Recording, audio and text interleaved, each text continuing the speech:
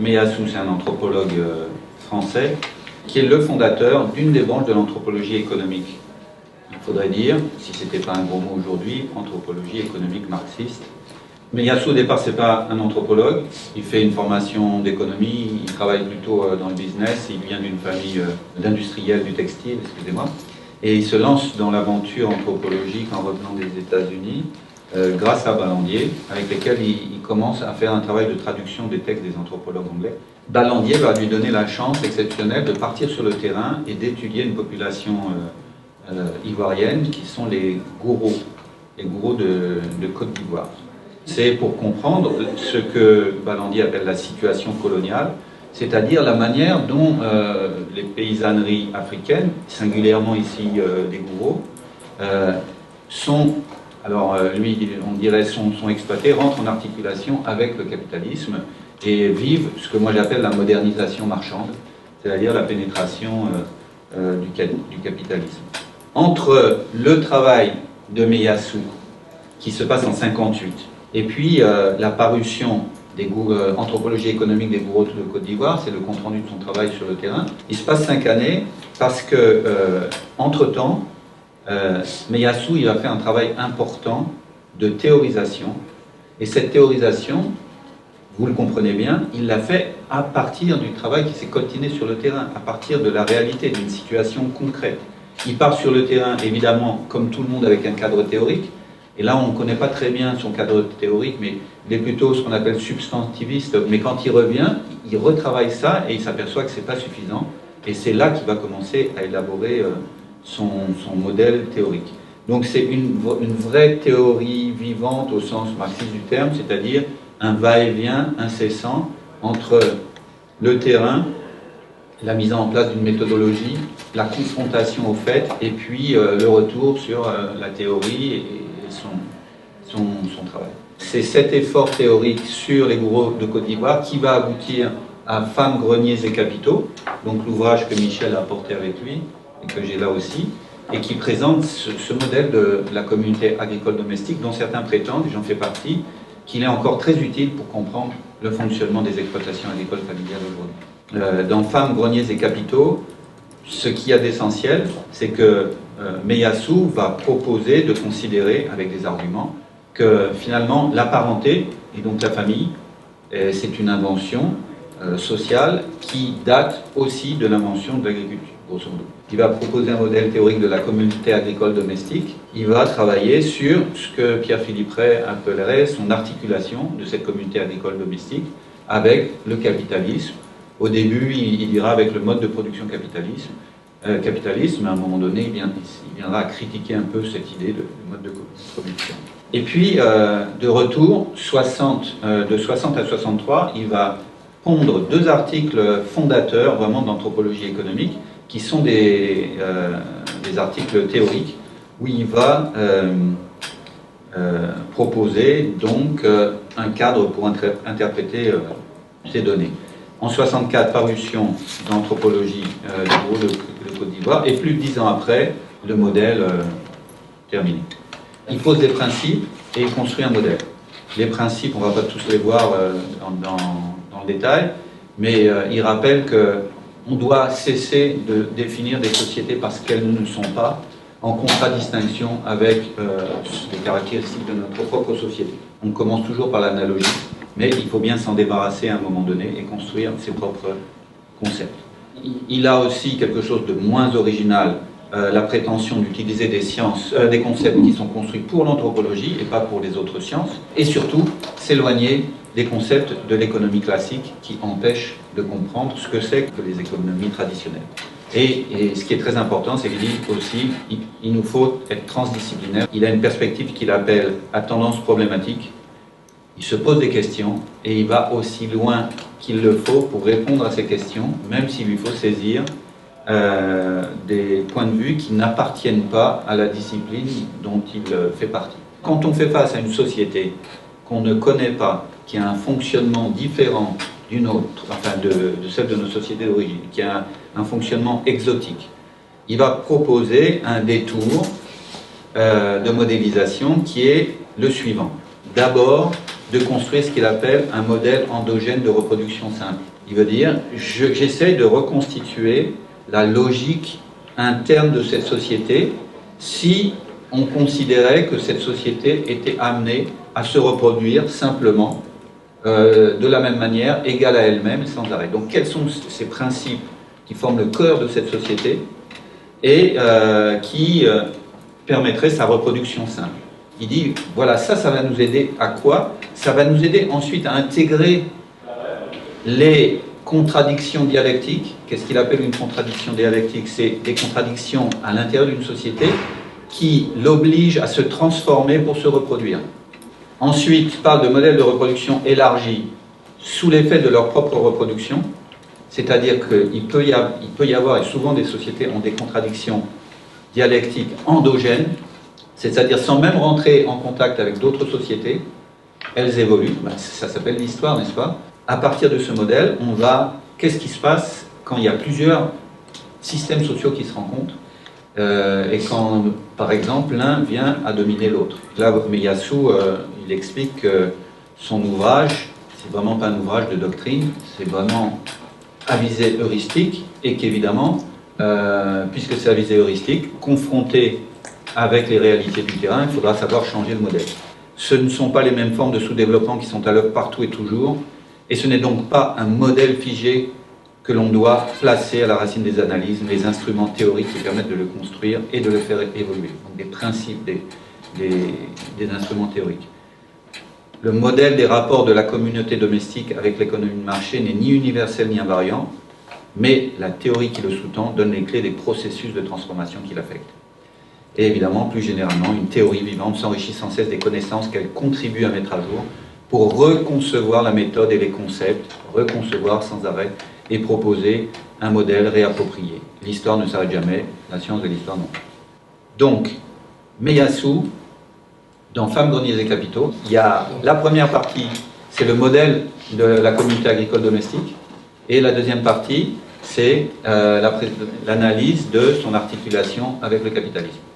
La communauté agricole domestique, on va découvrir ce que c'est, grosso modo, c'est les agricultures familiales, traditionnelles et manuelles d'Afrique, ça colle, et d'autres continents. Il dit qu'il faut aller voir ailleurs et voir si ça colle aussi pour d'autres continents. Mais lui, quand même, sa base, c'est les agricultures familiales, traditionnelles, on met des guillemets, et manuelles. Ça, c'est important. Mais je suis quand même obligé de vous expliquer ce qui fait la spécificité de l'économie agricole par rapport à l'économie de chasse-cueillette, à savoir que dans une économie agricole, ce qui va changer fondamentalement, c'est qu'au lieu d'avoir la nature comme objet de travail, on l'a comme moyen de travail. Objet de travail, c'est-à-dire que moi, chasseur-cueilleur, eh bien, je pars aujourd'hui et je vais retirer dans la nature directement ce dont j'ai besoin. Et donc, ça se fait de manière imminente. Mon travail et le rendement de mon travail, c'est immédiat, imminent. Donc, j'ai tout de suite le résultat de mon travail. Okay, et donc, je suis dans des cycles productifs très courts. Bon, il va expliquer comment les groupes sociaux qui correspondent à ça sont des groupes sociaux qui fonctionnent avant tout sur l'adhésion. Ils ne se projettent pas suffisamment dans le temps, ils ne sont pas dans un monde matériel, concret, qui leur permettent d'envisager qu'est-ce que c'est qu'une génération et de construire quelque chose comme une famille. C'est avec l'agriculture que ça apparaît, on a besoin de le montrer ici, parce qu'avec l'agriculture, mon travail d'aujourd'hui ne donnera de résultats que bien plus tard. Soit j'en suis au début de l'agriculture, j'ai mangé en allant chasser et cueillir, soit je suis dans une société déjà agricole, et bien je me suis organisé pour pouvoir manger quoi? La récolte de l'année précédente.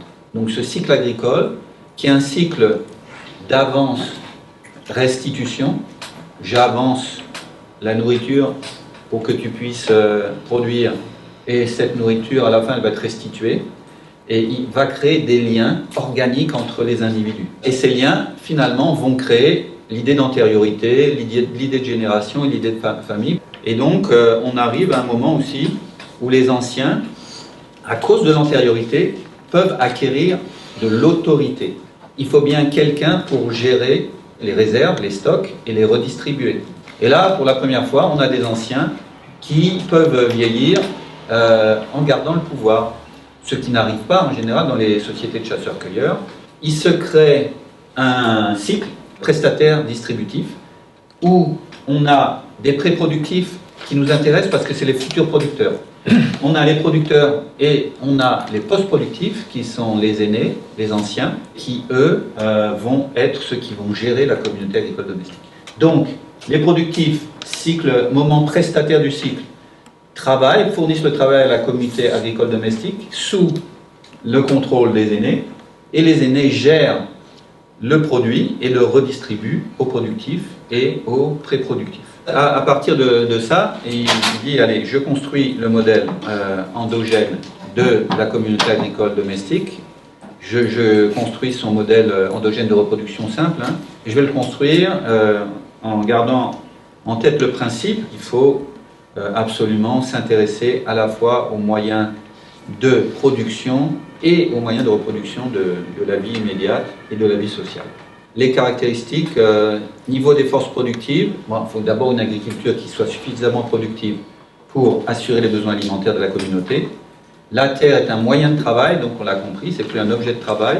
La terre n'a pas d'usage pour un individu hors du cadre des rapports de production préétablis.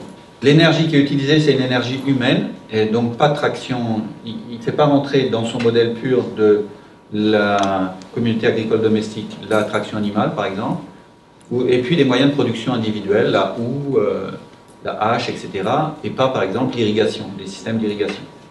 Okay.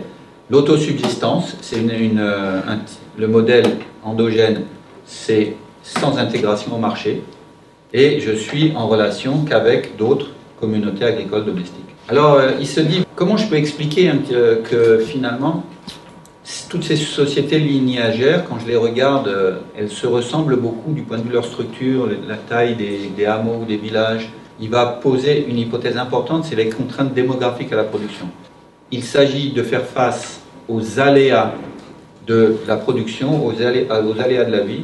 Eh ben, on a besoin d'être un groupe beaucoup plus large qu'un simple couple. Il y a des besoins comme ça de mutualiser un minimum pour pouvoir amortir tous ces aléas et qui conduisent le groupe domestique, on va appeler ça le groupe domestique, à être bien plus large qu'une seule famille nucléaire. Il est absolument nécessaire de mettre en relation plusieurs de ces groupes domestiques autonomes du point de vue de la production entre eux pour pouvoir assurer la reproduction démographique. Il va se servir des travaux les uns et des autres pour avancer le chiffre minimum de 500 personnes, 500 jusqu'à 1000 personnes, pour constituer un ensemble matrimonial suffisant pour assurer la reproduction. D'accord ? Il va se constituer en général des aires matrimoniales, c'est-à-dire des zones où les groupes domestiques vont s'échanger des femmes ou des hommes pour qu'à chaque instant, tous les jeunes en âge de se marier puissent trouver un partenaire. Ça va obliger à gérer la circulation des reproducteurs entre les groupes domestiques. Il va expliquer comment la manière la plus simple, c'est de gérer la circulation des femmes. Et en fait, on ne fait pas circuler les femmes, on fait circuler la capacité génésique des femmes, leur capacité à faire des enfants pour assurer la reproduction des générations et donc la reproduction du groupe domestique. Là, par exemple, c'est une carte d'une ère matrimoniale que j'ai dressée en 1994 et qui était encore active. On est à la fin du XXe siècle. L'essentiel des échanges se font entre ces différents territoires. Il faut s'imaginer un hameau par territoire, grosso modo, dans lequel habitent des lignages. Ces lignages sont donc des familles, de grandes familles.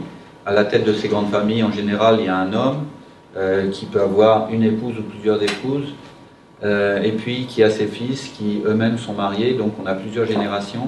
Et puis on a ce vieil homme qui, en suivant les conseils des uns et des autres quand même, mais va mobiliser la force de travail de tout le monde, les mettre au boulot, au champ. Ensuite, avec des petits espaces de liberté quand même, va engranger l'essentiel de la récolte et puis le redistribuer à ses différentes épouses et aux épouses de ses fils pour que tout ce monde soit nourri.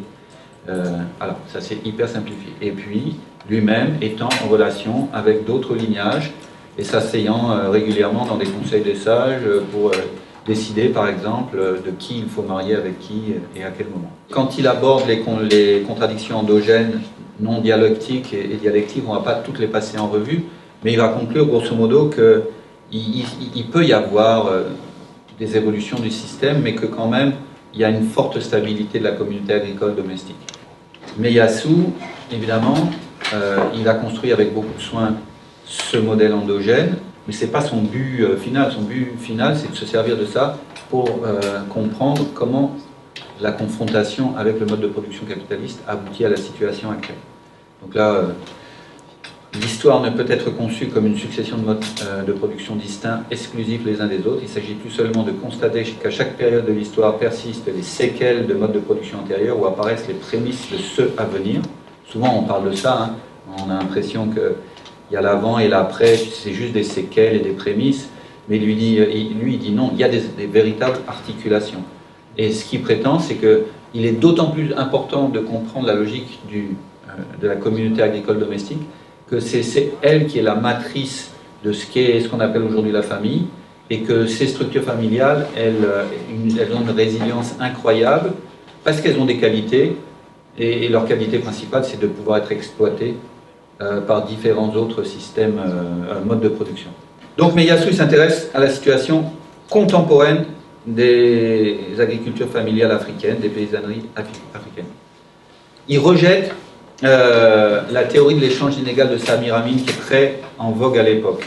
Et revenant à la production de la marchandise, c'est là qu'il va montrer comment la communauté agricole domestique, elle se prête fort bien à l'exploitation par le capitalisme, et une exploitation qui va se faire dans une perspective qu'il appelle préservation-destruction.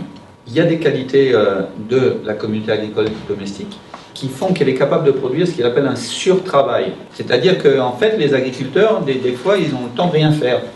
Okay, et ce temps, il est disponible. Et il est disponible à l'exploitation. Ça, c'est une des qualités. Et en plus, l'autre qualité, c'est que tout ça, c'est collectif. Il dit, pour comprendre bien ça, il faut qu'on rappelle ce que c'est que le salaire direct, ce que c'est que le salaire indirect. Il existe cette socialisation capitaliste de ces moments qui sont improductifs, mais qui ne rentrent pas dans ce qu'on appelle le salaire direct.